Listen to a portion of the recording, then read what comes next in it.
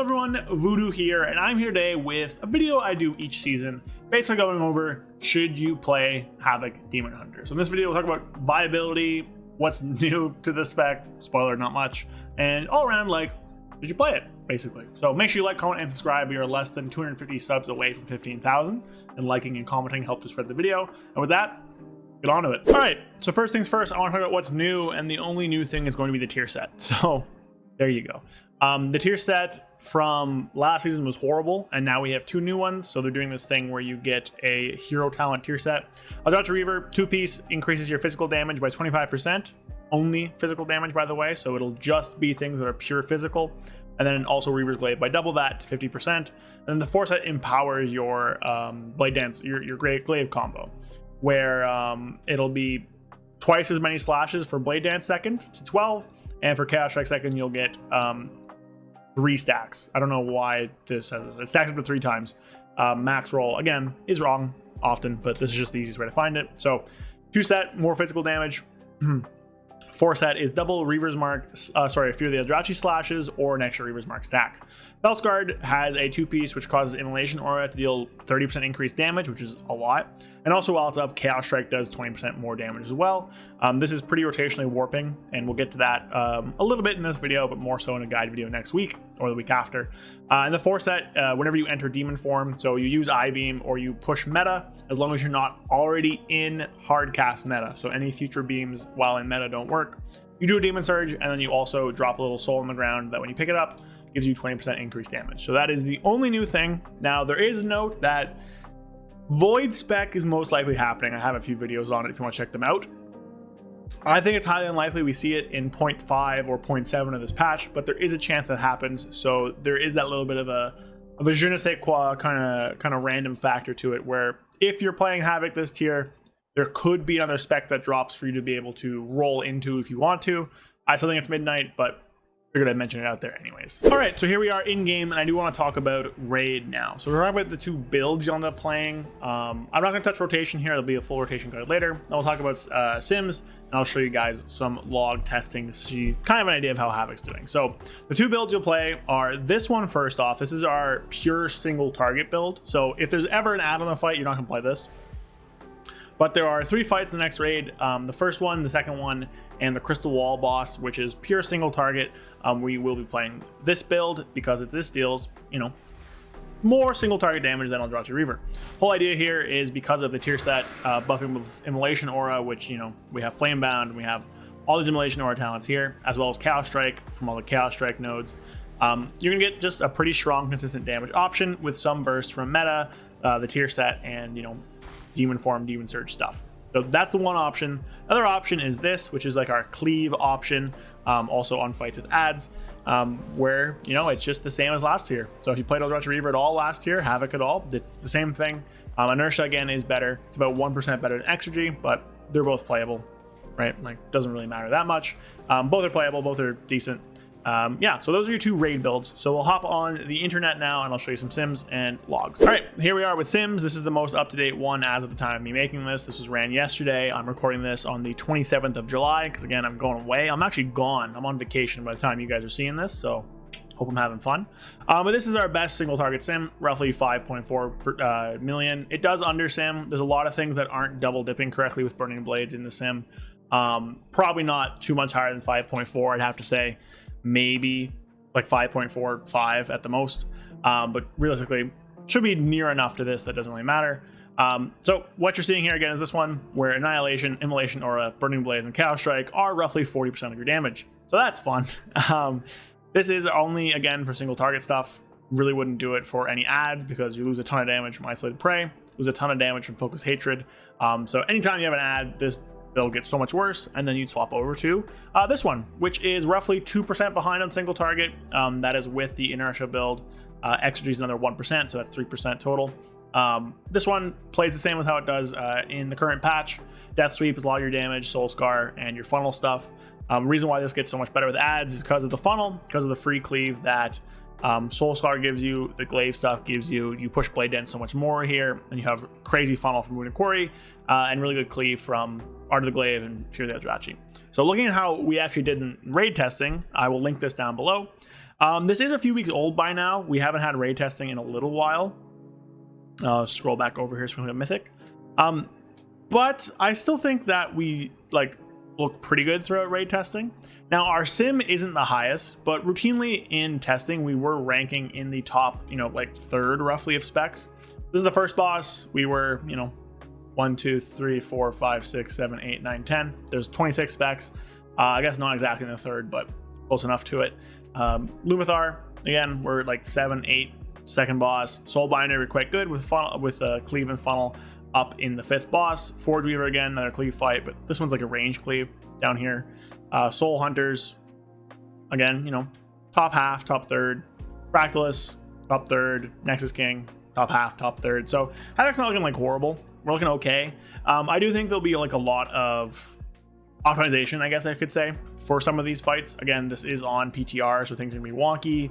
Lots of people, where am I going? Lots of people that either didn't know how to play Felskard for some of these single target fights, or they, have no timers, they have nothing like that, which really helps out with Eldrazi Reaver. Now, since we've done this, a lot of the specs above us, like Beast Mastery, Frost, Mage specs, Demonology got buffed and then nerfed, but they're bad. Balanced Druid, Unholy, Marksmanship, they got nerfed. Classes below us have got buffed, but things mostly should be the same, I believe, in terms of overall tuning. So Havoc will sit somewhere above middle to like top third in that range for raid, and have multiple build options, be super tanky, and always have a raid spot. So if you're a raider and you're thinking of playing Havoc, it's a great pickup. You'll always have a raid spot because of Chaos Brand. You'll be super tanky, you have a ton of mobility, and there's a lot of different builds that you can play, depending on what you feel like, depending on your on how comfortable you are with the spec, depending on the fight. So that's honestly a pretty good thing to pull in here. Again, our single target sim isn't the best, but I think we'll perform better in raid because of all the free cleave there and how good Havoc is just with cleave and funnel and stuff like that. So that's raid. Let's look at Mythic Plus real quick. All right, so we're in game again to look at Mythic Plus builds, and this is the presumable best build you'll play in Mythic Plus for next season. This is the same one as this season with Eldrazi Reaver. Now you obviously can take Darkness pretty easily by just doing that. Don't worry about the clash tree. But on the, there's also no Chaos Nova stuff, so don't worry about the clash tree right now. But on the spec side, it is no mover or low mover, I guess. You still do want to reset initiative with Glaives, Beam, Immolation Aura, pretty standard stuff. Again, this is the same as this season. Now, the one big change, I don't know why that opened, is that you have crazier funnel than before. Because of the Reaver's, Eldrazi Reaver talent tree or your set, you're just going to be doing more than 25% increased funnel because it increases all your physical only damage by 25%, which is all your funnel. Increases Reaver's Glaive by 50%, which is some of your funnel. Then also doubles your slashes from Fury Eldrazi, which is a lot of your funnel. So your funnel is getting even better. On top of that, you're just going to be doing more AoE damage, right? Because of Glaives, because of, I guess, Reaver's Glaive, mostly Glaives. And you're going to be doing more single target damage from melees, stuff like that. The other thing, Warblade's Hunger, whatever. But also just having a ton more Fury Eldrazi, which does a lot of AoE damage. It's uncapped. It doesn't get reduced by any targets you hit. It does also have the 25% damage bonus. So the AoE for Eldrazi Reaver is going to be very strong, but its funnel and its damage profile is what's going to make it the best. Now, if you're in keys where the funnel doesn't really matter that much, or you're doing like a key that's fairly easy for your gear level or for your skill level, right? You're not like pushing something that's tougher for you. You're doing something easier, just chill. Felskard will be very, very, very, very strong. It basically just got better as well. It's going to have a ton of AoE damage. It won't have that much single target compared to Eldrazi Reaver, which does have a good bit. And it will also have no funnel. Still has all right priority damage with Burning Blades and the tier set. But the tier set here just buffs Immolation Aura by 30%. As well as giving you more Demon Surges and a Demon Soul Fragment. And with this build, you'll be having like 45% of your breakdown be Immolation Aura. Like it does a crazy amount of damage, kind of like Evoker back in like season 1 with Pyre, stuff like that. Like most of your AoE damage is going to be Immolation Aura in this build. Now, there are rumblings, well, I know of it, but there's been like other builds that are cooking with like Inertia and like Glaive stuff, and like dropping the Glaive stuff. Or even just like taking Essence Break, not taking Inertia, taking Chaos Strike talents.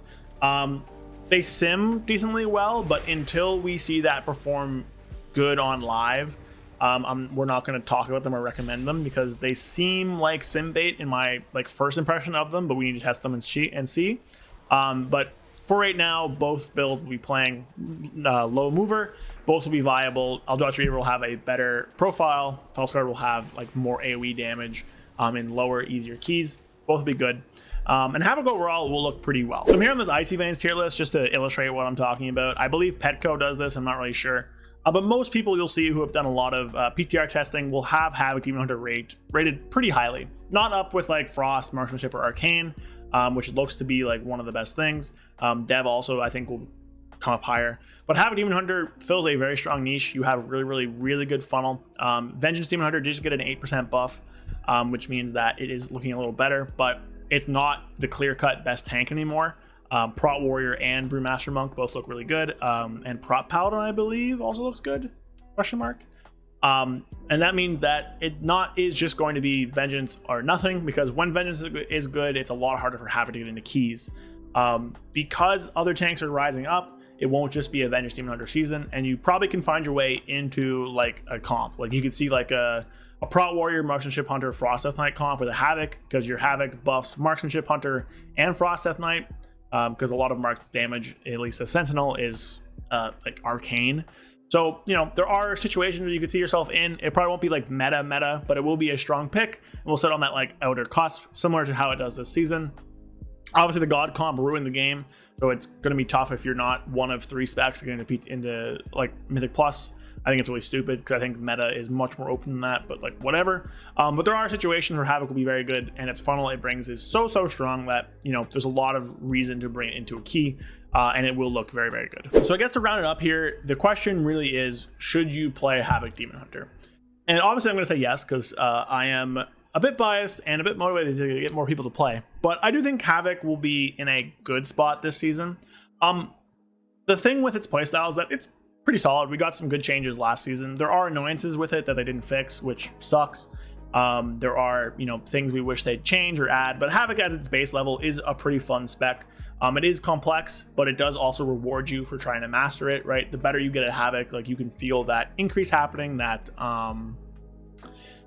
I don't know how else to put it, but the time you put in, you will get out of it, right? It's not like BM or Retribution Paladin where there's a lower skill cap that you can hit easier. There is a fairly high skill cap on Havoc, and putting that time in, you will be rewarded for it because it is fairly rewarding to master. It's really fun when you're at a really high level. And the damage is there. The damage is pretty strong. It does just require effort for it. Now, the other thing is that Havoc has a ton of build variety, which I personally am a huge fan of. I love when we get to choose to play multiple different things, right? Felskard and Eldritch Reaver both have multiple builds they can play, with possibly more coming down the pipeline as we cook them up with sims and stuff.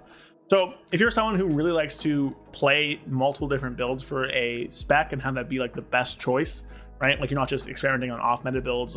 It's okay, we play this one here and it's the best choice. We play this one here, it's the best choice. Havoc is great for that. Havoc retains Chaos Brand, it's a very strong buff. Havoc retains all of its survivability.